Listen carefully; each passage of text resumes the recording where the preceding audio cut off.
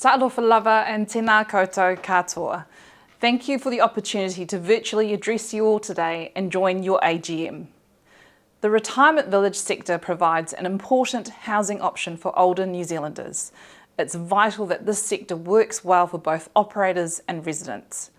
I appreciate the hard work you have undertaken advocating the concerns and issues of residents. I want to particularly acknowledge the work that the President Brian Peat, past President Peter Carr, the Chief Executive Nigel Matthews and the Executive Committee are doing to advocate for residents, much of it in a voluntary capacity. Thank you also to those who have contributed information to support the review, including working on the framework for fairness, best practice guidelines.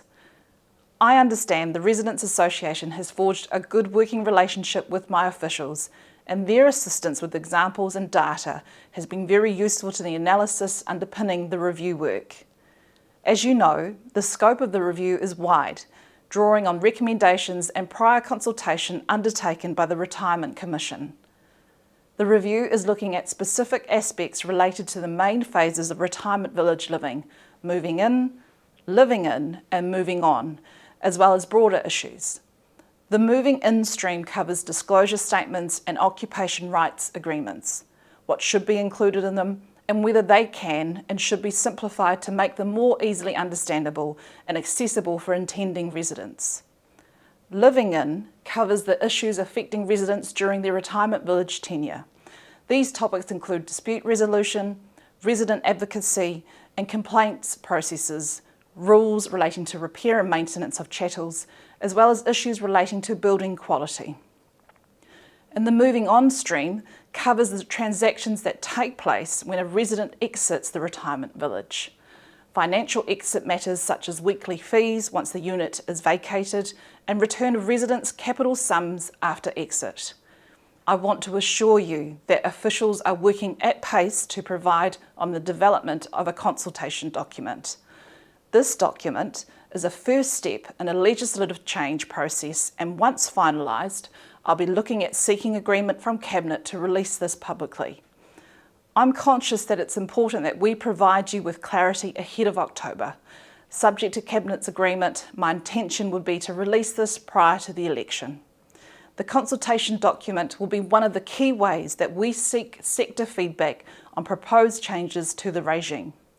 I want to make sure that this consultation is accessible so we hear from all those who wish to have their say. The full document will be released on the Ministry of Housing and Urban Development's website. Print copies will be made available at select locations and as required for those who need them. Submissions will be accepted via email and post. Housing officials are also continuing to explore opportunities to ensure that information gets to those impacted and that all interested voices have the opportunity to be heard. I want to acknowledge that there may be a desire for workshops and other in-person engagements as well. We're looking at options for an extended consultation period, one which goes beyond the election and allows for these to occur. Feedback to the consultation document will shape any final proposals progressed after that. I'm aware that there was a question from you about whether changes will be retrospective or only apply to future residents. Generally speaking, legislative changes should be prospective and law changes should apply after the law commences. However, any proposals will be considered on a case-by-case basis during any review. Again, thank you for inviting me to speak today. I want to encourage you to have your say and submit on the consultation document, and I look forward to working with you all in the future. Nō reira, tēnā koutou, tēnā tātou katoa.